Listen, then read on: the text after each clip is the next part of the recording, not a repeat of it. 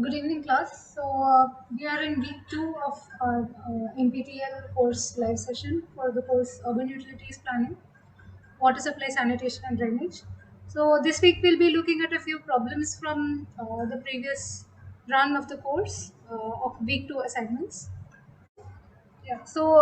Repeating the structure of these live sessions. First of all, we'll be having one session every Monday, 7 p.m. to 8 p.m. You can, after every question, I will be giving you some time, or a set of questions. I will be giving you some time, and I'll ask you to raise your hand, unmute, and raise a query. So it's either that or questions can also be posted in the chat box. Apart from which, there is a discussion forum for the course where you can raise general queries as well. So, a recap of week two.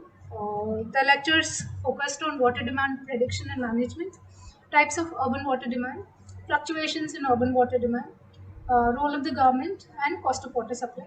So, we'll be looking at a few both theoretical as well as numerical questions.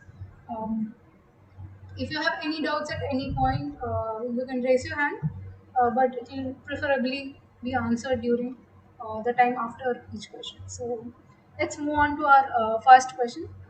So question number one: water demand is mostly inelastic in terms of income, water price, household consumption, or none of the above. So, in order to be able to answer this question, I think for those familiar with the concept of elasticity, good, but for those who are not familiar with elasticity, we'll have a brief outline of what this means. So, in any good or services, in the provision of any good or services, there are two things. One is demand, which is the consumer's desire to purchase goods and services and the willingness to pay a specific price for them. And the other is supply, the total amount of a specific good or service that is available to consumers.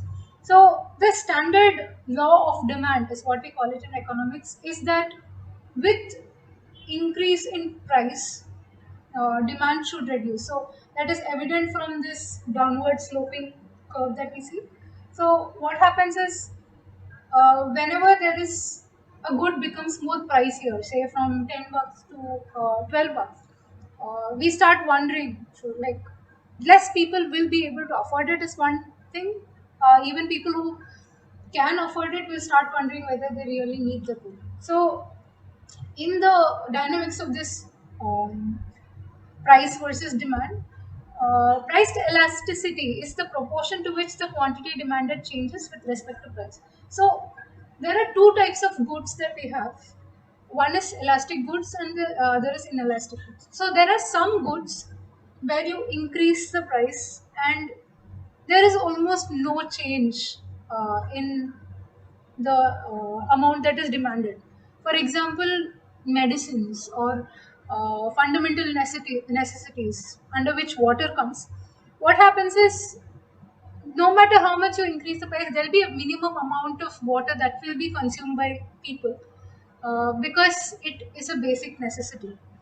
Whereas there are very elastic goods, so we call these inelastic because whenever you change the price by 1%, the quantity demanded changes by less than 1%. So that's like the official quantitative definition. Essentially, when you increase the price, no matter if you increase the price or not, the goods will still be in demand. That's the meaning of an inelastic good. Whereas an elastic good is something that where when the price increases, uh, the demand for the good will reduce. For example, luxury goods like sports car, or even for that matter, a car. So, say you belong to a middle income group, you would rather not buy a car if the price of the car increases than buy a car because the affordability of it goes down. So that's the difference between elastic and inelastic good. So essentially, as we've discussed, water is an inelastic good because it's a basic necessity of life. So this has also been pointed out in the lecture on the urban water demand forecasting. So you can see it highlighted. So water price, income, and household composition determine residential consumption. But water demand is mostly inelastic in terms of water price. Meaning, if you put a price on water or you mildly increase the price, water demand is not going to go down. That being said, when we look at the other factors, so how does income change water price, water demand? Basically, when somebody goes to a higher income group, say you are from the lower income group, you probably won't have a washing machine. You probably will not be washing your car or watering your lawns. As the income increases, the lifestyle of the person increases, and as a consequence, their water consumption also increases. So with a washing machine comes additional water demand. So household consumption similarly, if there are two people in a household, it's going to be demand is going to be much less compared to a five people household. And so water price, when it comes to water price, the thing is inelasticity is spoken about. However, there is a part of it, as we can see in, I think it is there in a different slide.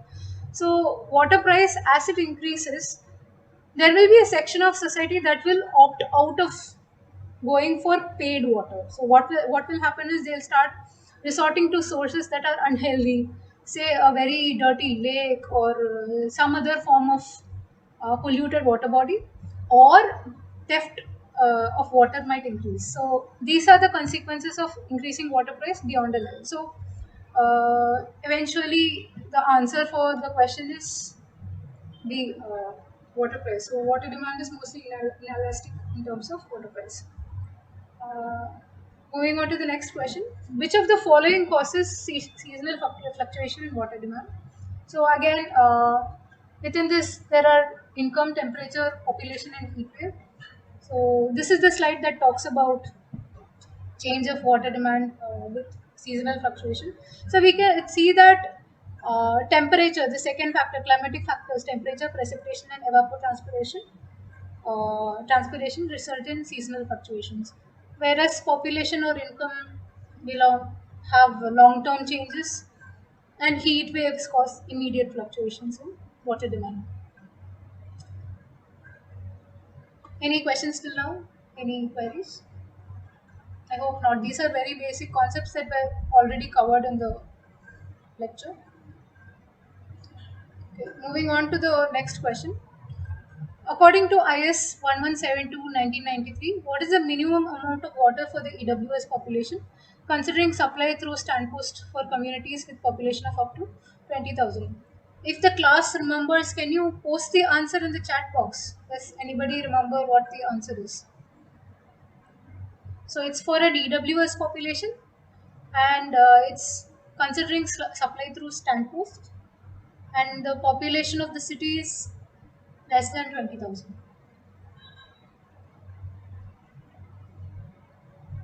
Does anybody remember? Feel free to answer. It's okay if you're not.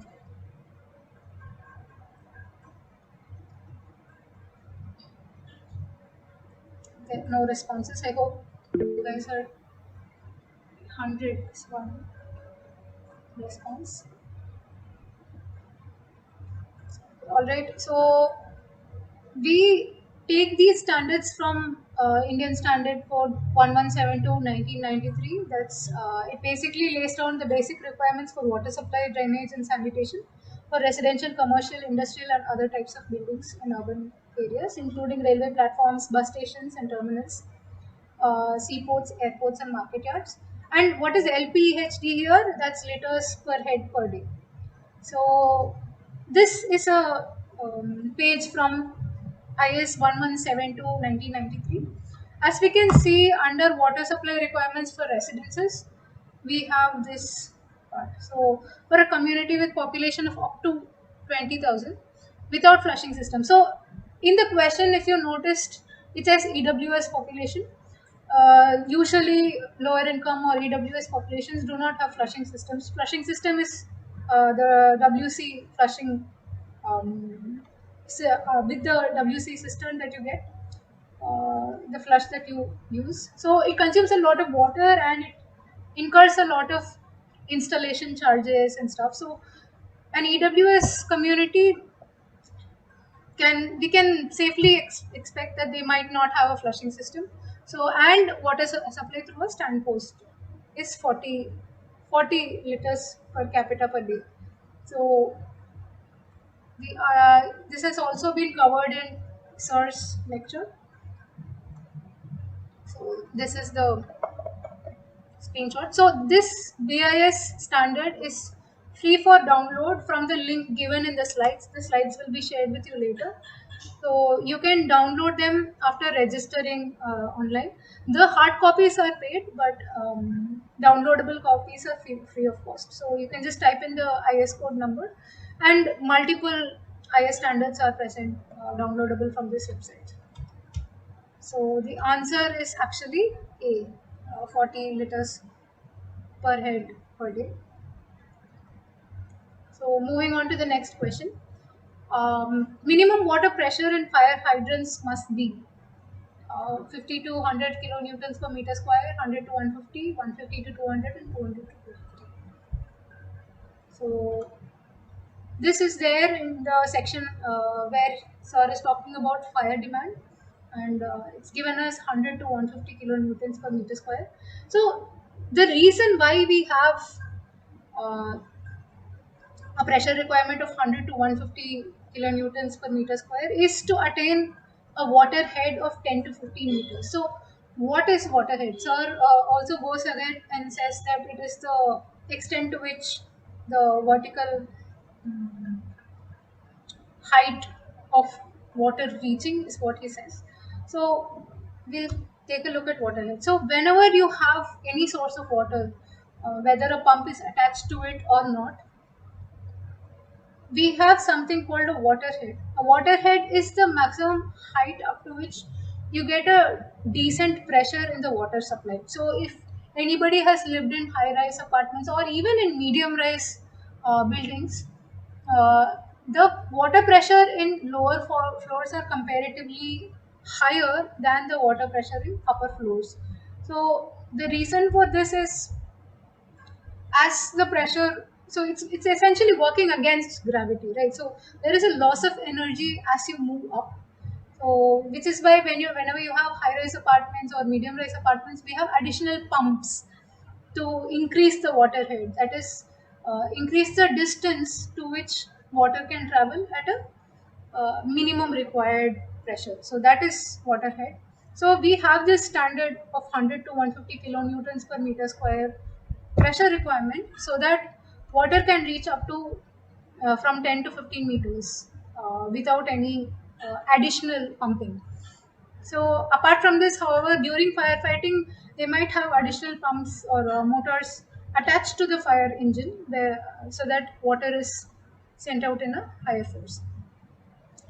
So that's your answer, the 100 to 150 kilonewtons per meter square. Mm. Okay, any questions till now? You can post in the chat box or raise your hand.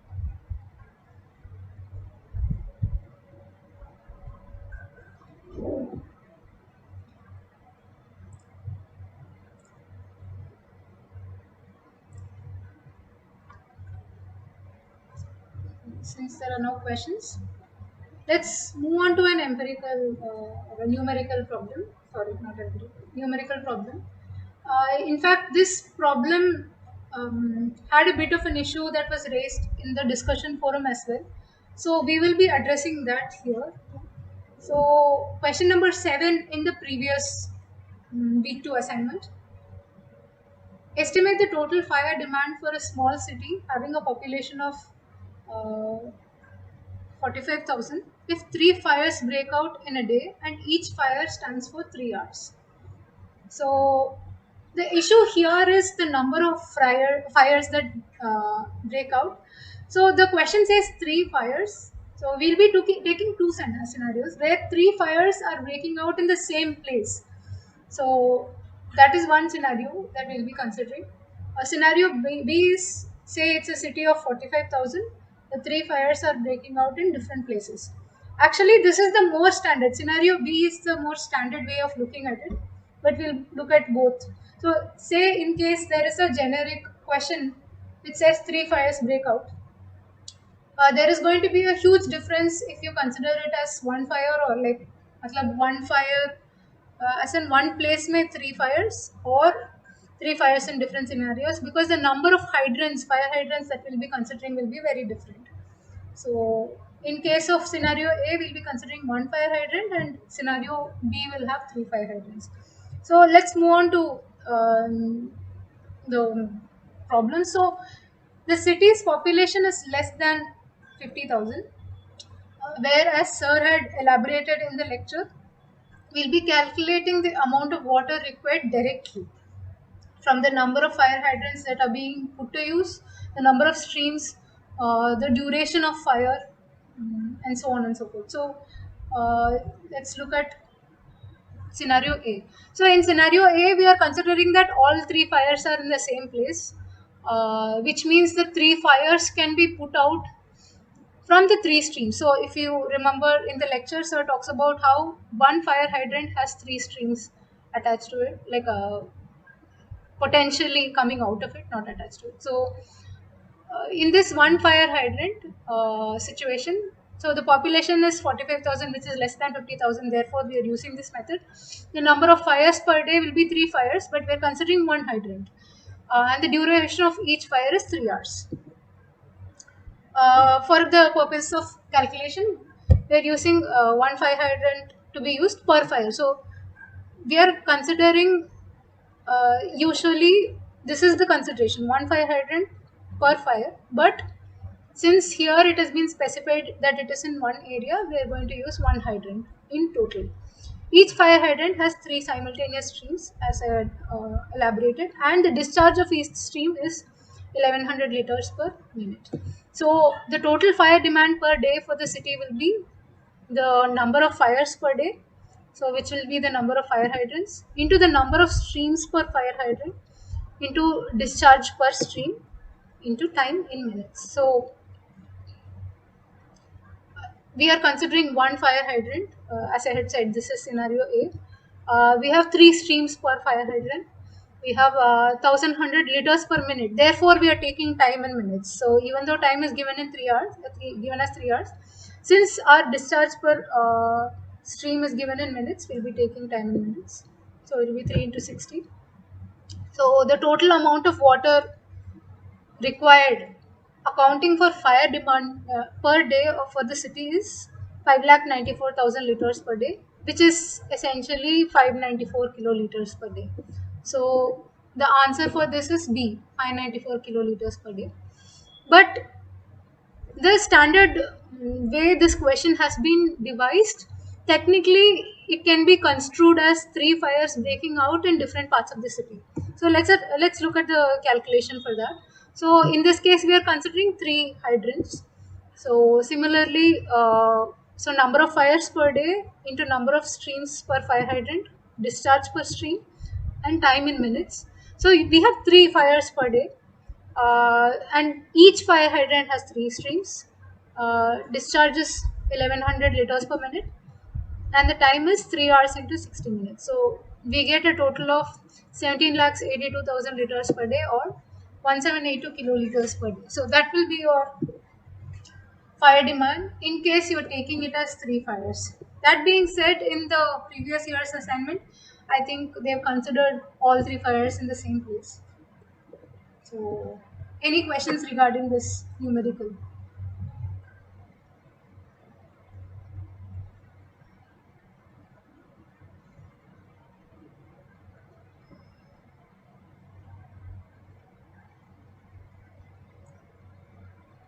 You can post it in the chat box as well, or raise your hand.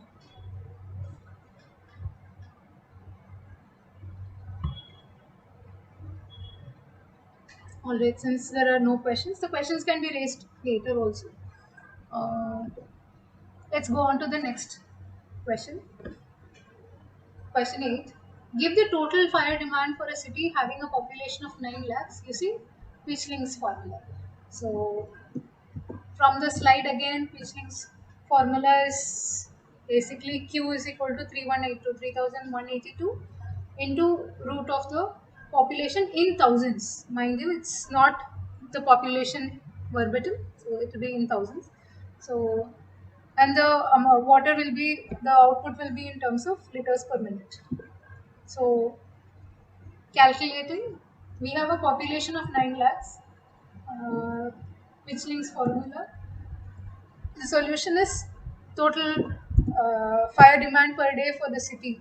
So Q is equal to 3182 into root of population. So we take 3182 into 9 lakhs divided by 1000. So population in thousands, therefore, which gives you 95,460 liters per minute.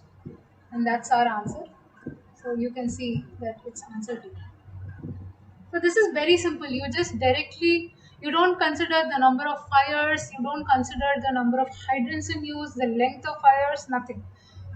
So this formula comes in handy, especially for larger cities where you make a very proximate calculation. Moving on to the next question. So are there any questions still now? So I think we are done with fire demand. So we have three major formulae to estimate fire demand. When the population is less than 50,000, we use the direct number of fire hydrants, number of fires, length of fires formula. When it is more than 50,000, we can either use the 100, you can see it here. You can either use 100 into root of population or Micheling's formula, which is an empirical formula. So empirical formula are based on long-term observations. They have done multiple studies, multiple experiments, or studies in social settings, and then determine that, okay, you know what, this is a more accurate estimate of low fire demand.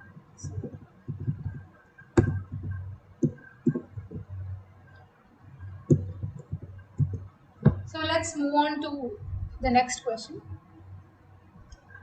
Maximum hourly consumption when average daily consumption is 300 LPCD is dash. So LPCD is liters per capita per day.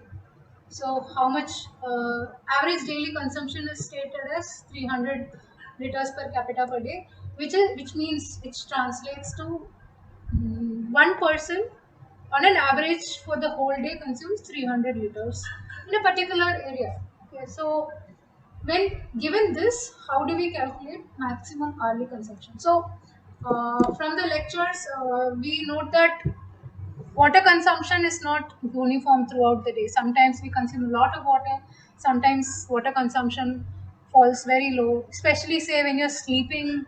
So 12 a.m. to 4 a.m. is like the least amount of water consumption during the day. So when we are designing a water distribution system, we will have to take into account all the factors, especially the maximum demand. So we should be able to, the water distribution system should be able to convey that much water when it is being demanded. Which is why we look at all these maximum figures as opposed to the average figures. So average figures are useful when you want to calculate, say, total water demanded, or from the source how much should you supply. There, our average annual consumption will be very important, but maximum daily consumption or maximum hourly consumption becomes very important when we are designing the final distribution system of water. So the question is right now maximum hourly consumption. So maximum hourly consumption is taken as 150% of the average consumption. So average daily consumption is given to us 300 liters per capita per day. So for calculation, this is the standard. It's taken as 150% of average consumption. So maximum hourly consumption or demand is 150% of average consumption, which is 150% of average consumption is 300, but that is for the entire day. We want to calculate maximum hourly consumption, which means we divide 300 by 24. So the basically hourly average consumption is 300 by 24, and we get a value of 18.75 liters per capita. So that will be your maximum hourly consumption. We are getting a value of 18.75, which is 18.1 to 19 range. A related, very closely related question. Maximum hourly consumption of the day with maximum daily consumption when average daily consumption is 200 LPCD is. So here we are considering the maximum hourly consumption, but not of the average day in a year. So there are two types of maximums that are being considered here. One is within a day there will be 1 hour where water consumption is very high, maximum. And within the year also we have fluctuations. If you remember from the lectures, we have seasonal fluctuations. Summers water consumption goes up. Sometimes winters also water consumption goes up. So in this whole year, there will be one day where water consumption is maximum. So right now we are trying to figure out the maximum of the maximum. So there will be 1 hour of maximum consumption within that one day, which has the maximum consumption in the whole year. So that is the calculation. So according to the lecture, we see that it is essentially 2.7 times the annual average hourly demand. So right now our average daily consumption, which is the annual average demand, is 200 LPCD. Then for calculation, we use this 2.7 into annual average hourly demand. So the solution is 2.7 into average consumption hourly. So 2.7 into 200 divided by 24, and we get 22.5 LPC. So that is our answer to the question. Okay, any doubts till now? Coincident draft is slightly more complicated. So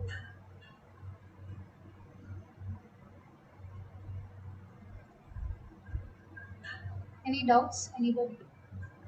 If you want me to repeat it also, good. Yes, Rahul, the answer is 22.5. Yes, I'm happy you're working out simultaneously.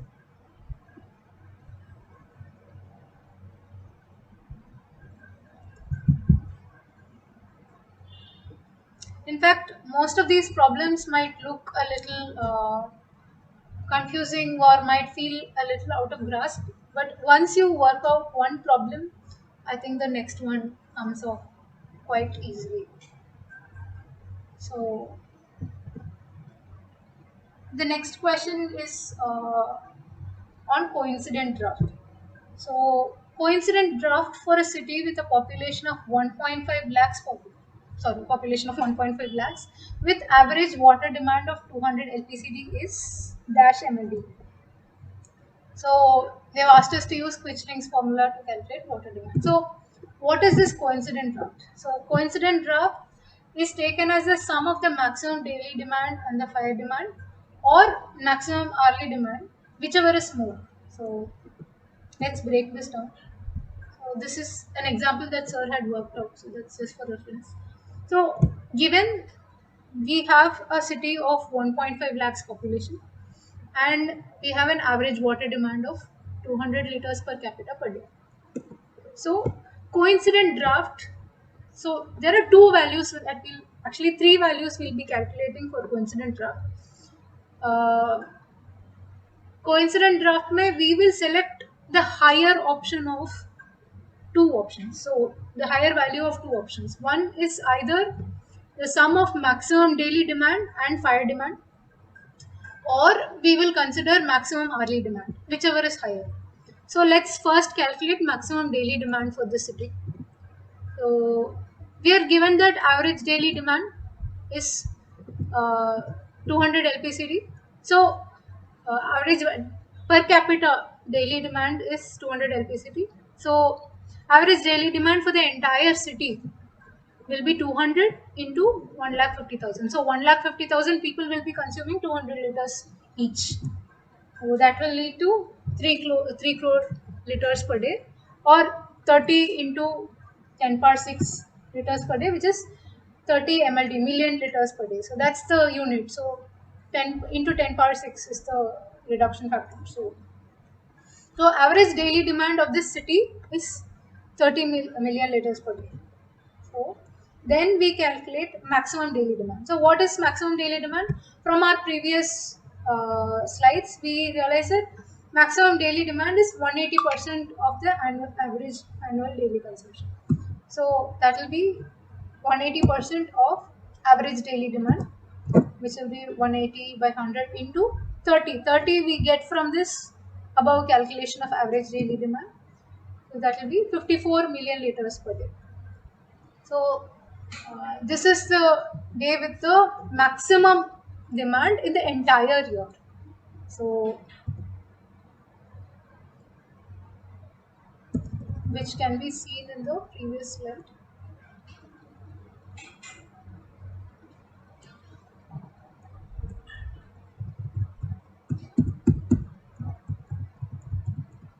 This will be the maximum. Sorry, this will be the maximum demand in the entire day.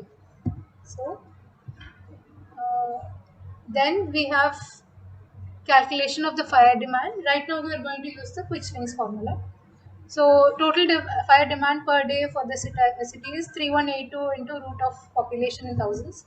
So 3182 into 1,50,000 divided by 1000, because we are looking at it in terms of population, and we get this value 38,971.4 liters per minute. So we want the calculation, since we have been using MLD or million liters per day as our unit, we want the calculation in terms of per day. So if this is the output fire demand per unit per minute, then we multiply it into 60 minutes and 24 hours. So that will be per day calculation. So this is the value for per day. So we get 56 MLD fire demand for the city. So there are two values that we have got until now: maximum daily demand and fire demand. So then we calculate the sum of maximum daily demand and fire demand, which is 54 MLD plus 56 MLD, which will be 110 MLD. So this will be option A is for calculating coincident draft. So option B for calculating coincident draft is essentially the maximum hourly demand of the day. So maximum hourly demand of the maximum day actually. So that will be, as I had said before, we have one day of the year which has maximum demand, and then we take the maximum hourly consumption of that day. So maximum hourly demand is 2.7 into average daily demand. So that will be, so right now for the previous calculations we had taken the hourly value, right? But right now we are standardizing all the units so that we are able to compare between multiple outputs. Therefore, we are converting everything into MLD. So we get maximum hourly demand to be 81 MLD. So thus the coincidental draft will be the maximum of sum of maximum daily demand and fire demand and maximum hourly demand. So it's a maximum between 110 and 81. So the answer is 110 MLD. The calculations might look slightly confusing, but it's just a matter of remembering which component is what. Any questions on this?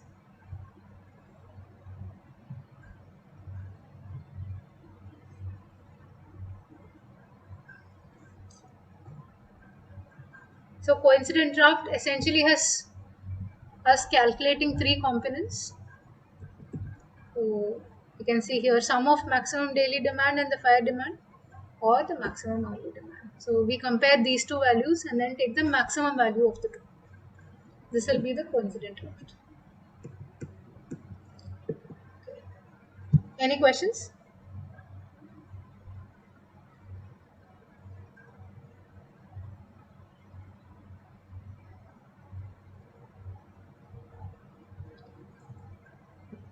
Great. If that's the case, let's move on to the next question.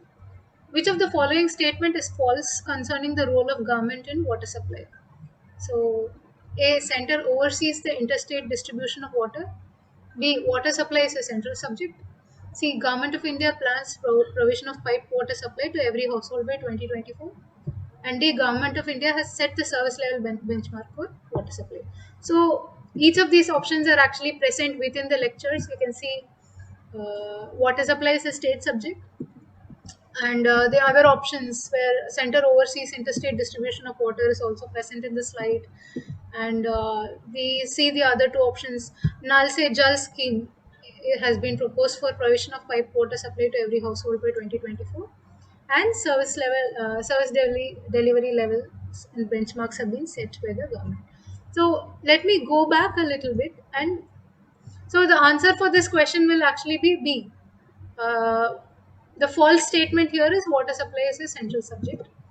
So, but for those who are not initiated as to what a state subject is, so Constitution of India, which is like the supreme lead, rule book of the country, has multiple parts to it.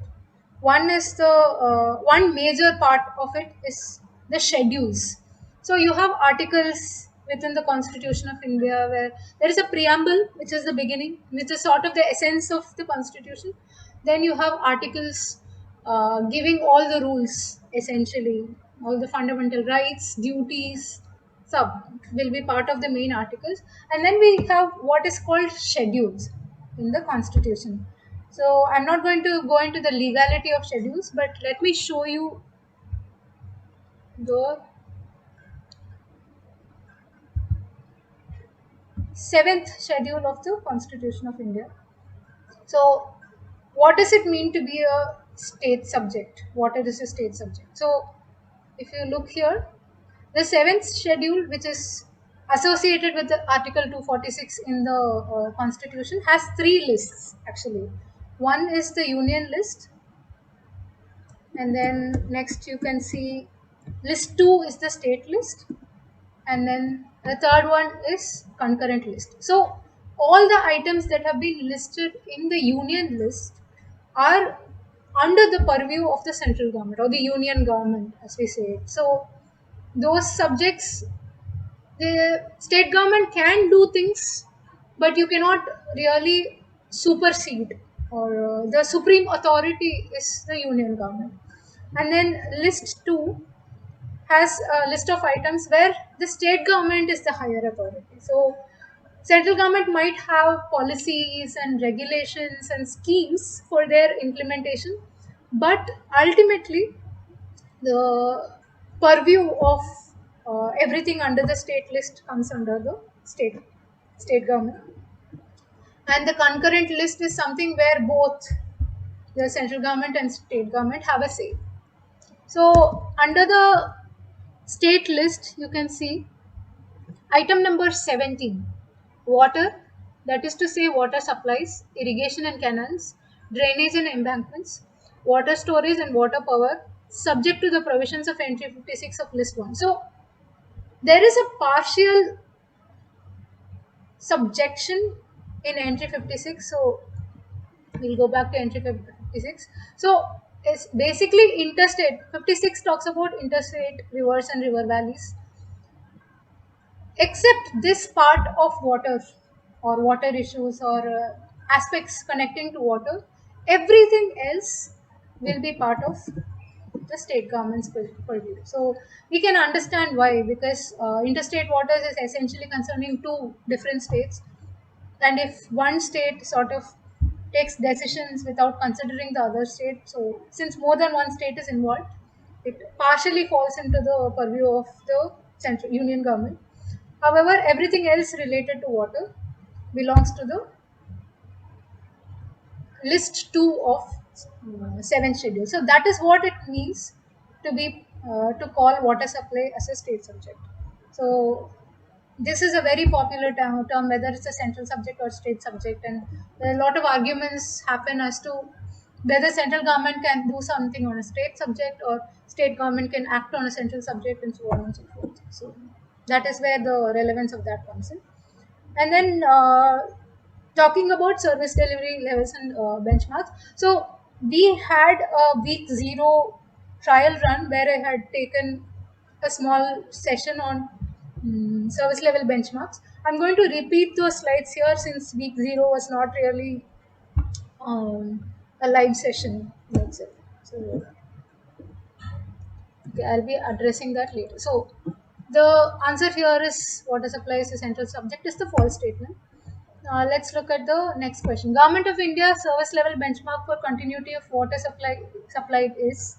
So this is the indicator that we're talking about, continuity of water supply, and what is the benchmark given by Government of India. So if you see in this table that has been presented as part of the lecture, it's 24 hours. So the answer is D. Let's look at service level benchmarking. So what is service level benchmarking? Essentially, whenever any service is provided by any agent, we have to sort of measure if the service is adequate, and say two people are giving the same, or two agencies are giving the same service, which is better or which is worse? How do we compare between the two?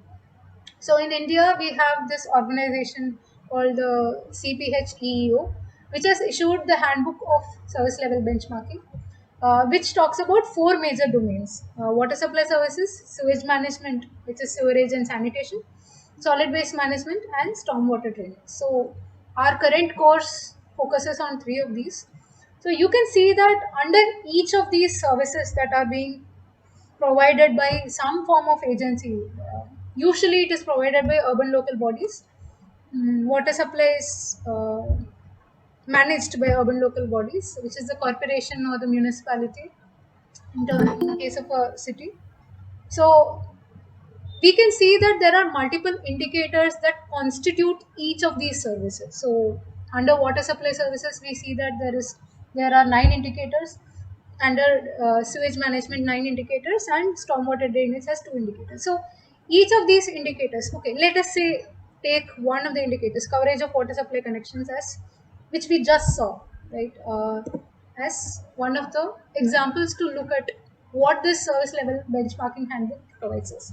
So each indicator, under each indicator, we have 6 aspects that are being covered.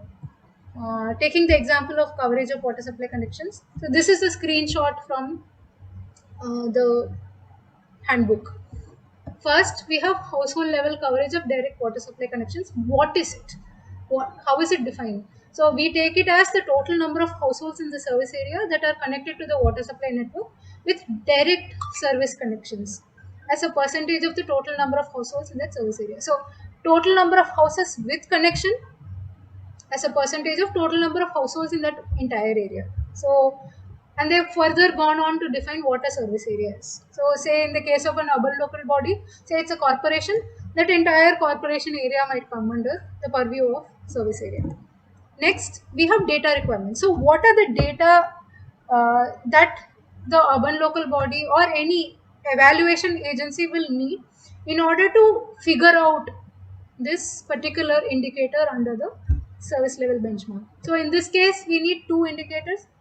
One is total number of households in the service area, total number of households in the service area, and B, total number of households with direct water supply connection. So then they've also defined what does this constitute, right? So the third aspect is the actual calculation of the indicator. How do you calculate the indicator? So that will be household coverage for water supply connections, which is a percentage, uh, which has the unit of percentage. The coverage is essentially B divided by A into 100. So B is here given here, direct households with direct water supply connection, and A is all the number of households in the service area. Then we also have, why are we looking at this indicator as part of water supply? Like, why should we consider it? What is the rationale behind including it? The next one will be reliability of measurement. So it's not enough if an urban local body claims, okay, so I have 50 households and then I've covered 40 households. How did they make the data? Like, what is the source of the data? Because sometimes they have accurate values, therefore their numbers are very precise, and they may fall short. However, in some other urban local bodies, there might be a lot of uh, houses that are covered as shown in the indicator, but in reality, they have actually not done the calculation with complete data. The data itself is incomplete. So, the source of data or the level of reliability that comes with the source of data is defined here. And the last one will be the level of measurement. So how frequently do you, so in terms of time, how frequently do you measure, and in terms of jurisdiction or spatial unit, at what level do you measure such indicators. So that is an introduction for each of the indicators that are present within service level benchmarking handbook. You will have all of these defined. So this is to ensure comparability between multiple agencies. So any questions till now? You can raise your hand or post in the chat box.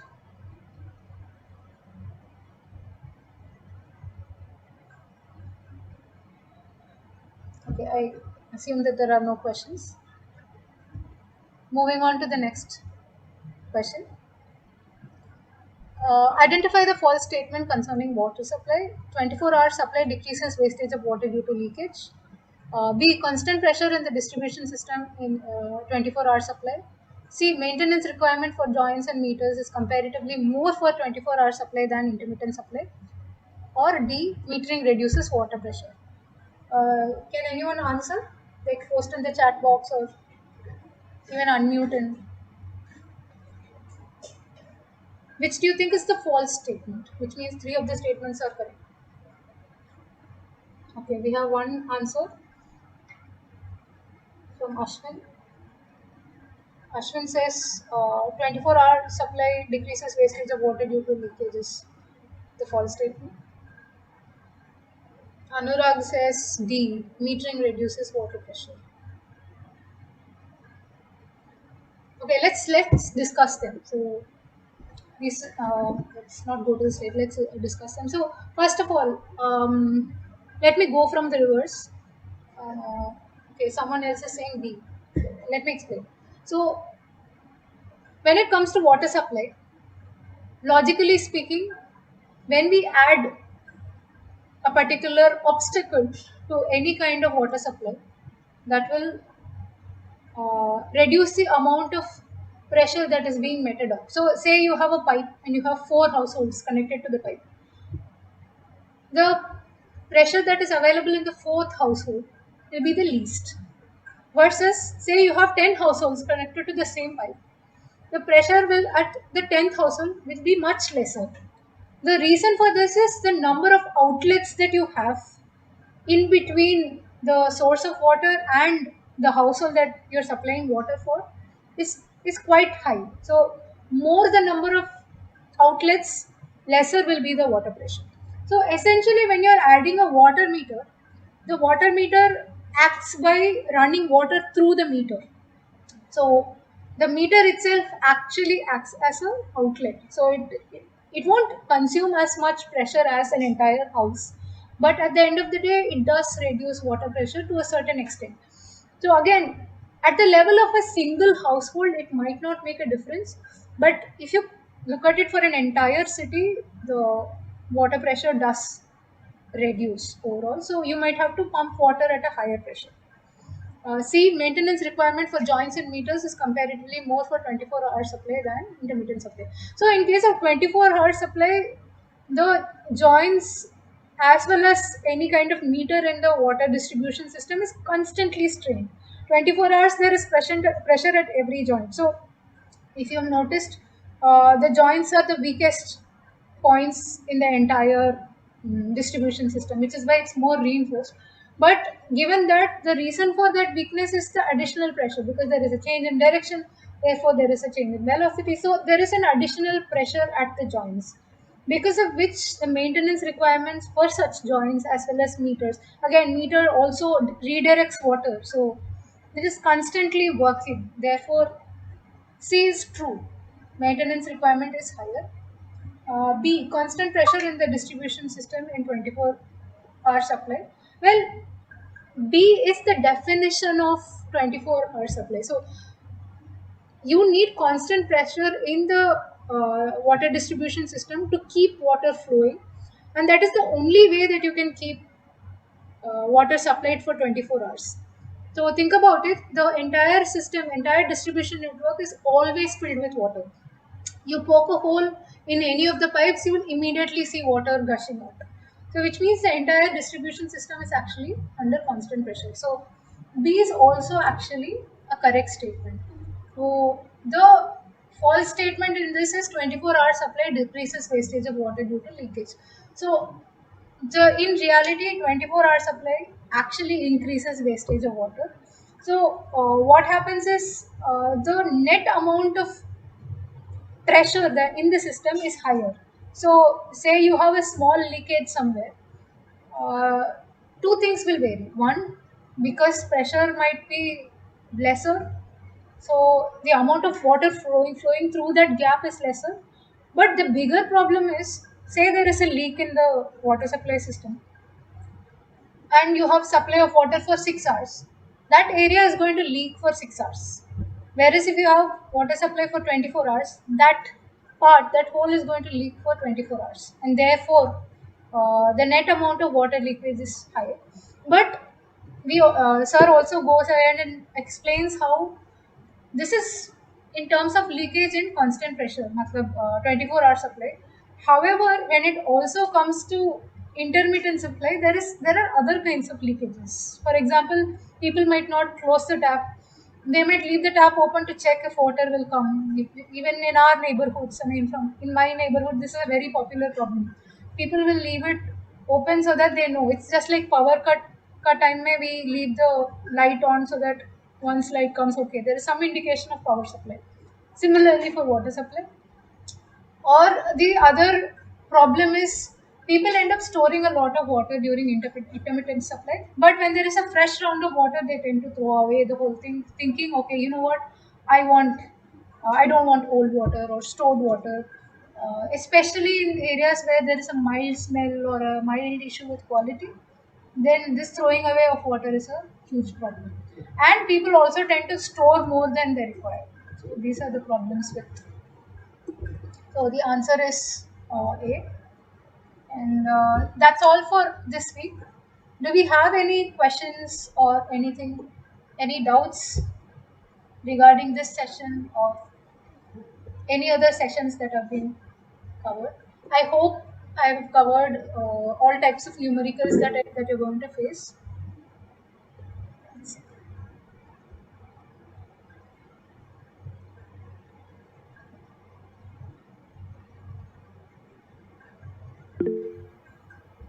Yes, yes, please. Sorry, I don't know how to pronounce your name. Adani, you can ask your question. Yeah, thank you. Yeah, thank you, Monica. Yeah, I'm talking regarding to the presentation of last week. I was not online, so how can I get the video or whatever? The video is available. I was told that the link will be. Sorry, I'm not unmuted. The video is available. I was told that the link will be shared with all the students.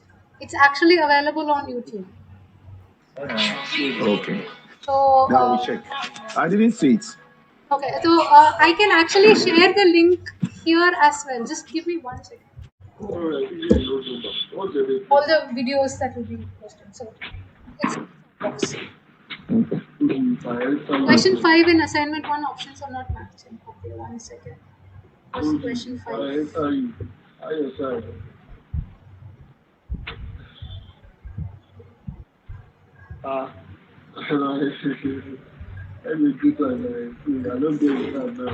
Any other queries? I'm picking up question 5 in assignment.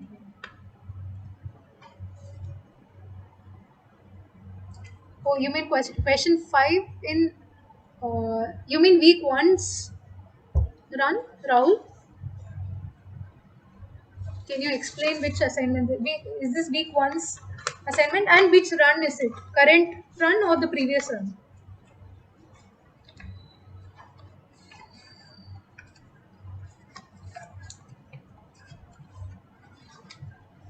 Current run. Okay, so current run is actually not under my purview. That's the problem. But I will bring it. I will raise it with the TAs of the main NPTEL TAs. Okay. I will ask them to check. So what is the answer that you are getting so that I can take note of it. You can actually post this in the discussion forum as well. So that they can take a look. But I will inform them nonetheless. Can you please tell me what answer you are getting? Just give me the option A, B, C, or D.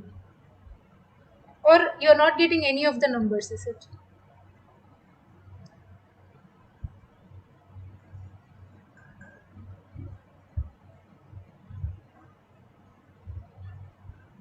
Not getting. Okay. So I will cross check and I'll get back to you on this.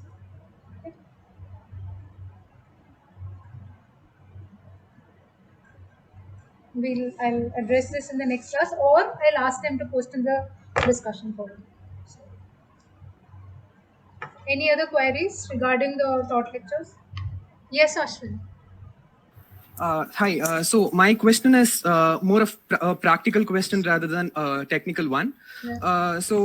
In the fire demand, one of the problem where we were discussing, we considered two scenarios, scenario A and B. In the first scenario, we were considering 3 fires breaking out in the same place. And the second scenario, we were considering 3 fires in the different parts of the city. Yeah. Assuming that the jet stream's pressure is constant, that is 1,100 liters per minute. Yeah. We are assuming that in one hydrant with 3 jet streams would suffice 1 fire in the second scenario. Right. Whereas in the first scenario, one jet stream of the fire hydrant will suffice 1 fire out of the 3 fires in the same place. Yes. So I see an increase by 3 times when we are having fire in the 3 different parts of the city. So how is this working out? So I will be very honest with you. So when I calculated the answer, I calculated it as scenario B, because ideally sir had expressed during the lecture that per fire we take one fire hydrant, and in fact I don't think we will call 3 adjacent fires as 3 separate events, right? We will actually call them as one fire event. There was a small problem with framing the question. In fact, I think it was like when I spoke to the professor, also he also said the question should have been slightly framed better. So in this case, it's just a matter of technicality for the problem. But ideally, you consider one fire event and one hydrant per fire event. So that's how you consider. And these are for very, very small settlements, mind you. So for bigger settlements, we don't even consider the duration of fire or the number of fires, because that is a very gross approximation. How do you know it's going to be 3 fires per day? Right. So in this case, since the questions responses were modeled for one fire, I had to include it as 2 scenarios. Ideally, scenario B is how you. I mean, I would consider it, because sir had said it's one fire hydrant per event. Right. Actually, I had a continuation of that question. What is the intensity of the fireplace in this? Because all we see is a constant. That is the Correct. So right pressure now, is a constant, and the number of fires is a variable. So the intensity will also be a variable, right? correct. So in fact, the number of events also will be a variable. We don't know if there could be an entire month without any fire event happening. I mean, you never know. So the thing is, these are standards that they've set as basic requirements. Okay, you know what? Consider this and provide this much as the minimum. It might so happen that you won't require this much water. It might so happen you might require more water. So in those cases, especially in light of the Mumbai fires, for example, or in an area where it is highly fire prone, we'll go to slightly advanced modeling techniques where we consider multiple. Okay, what is the vulnerability? What is the risk involved? We will map all of these. We'll consider n number of factors like materials, the kind of materials that the settlement is built of. Is it all wood based construction, or is it concrete construction? So this will be the outcome of a detailed modeling technique. The current consideration is to make sure a minimum level of water is available in the system to address this. But yes, that being said, it might exceed in terms of when it is a very high intensity fire. Yes, go ahead. No, sorry. Thank you. Yeah. So in most of urban planning, the thing is you will have specific line departments within urban planning which plan for each of these. So they will be more detailed or more technically advanced. However, the overall urban planner is somebody who will Yes, you will have to know the details as well. Say you are handling uh, a city where fire is something of a major issue, you will have to know the details. But right now, we are looking at a more introductory level where the general approximations or the rules of thumb that we use to calculate minimum requirements are being taken into consideration. Anything else? Any other questions? Any other suggestions for the live session? You can post here or in the discussion forum. So I usually don't prompt students to respond. I would prefer that you actually parallelly work out, because that case something goes wrong here or there, you can clarify immediately. But I usually don't prompt, mostly because I think there is a 1 hour window and I want to cover maximum. And I'm not an expert teacher. This is my beginning, so I don't know how to evaluate time, so to say. So I want to keep more time for interaction, probably questions. That's why I'm restricting myself from asking. That being said, thank you, Rahul, for posting answers, because that's sort of encouragement that you're understanding what I'm saying. Any other questions? Any other suggestions? You can also mail me, but I would prefer the discussion forum, which is part of your course. All right. I think we've exceeded time also. So thank you all for joining me today. Hope you have a good day.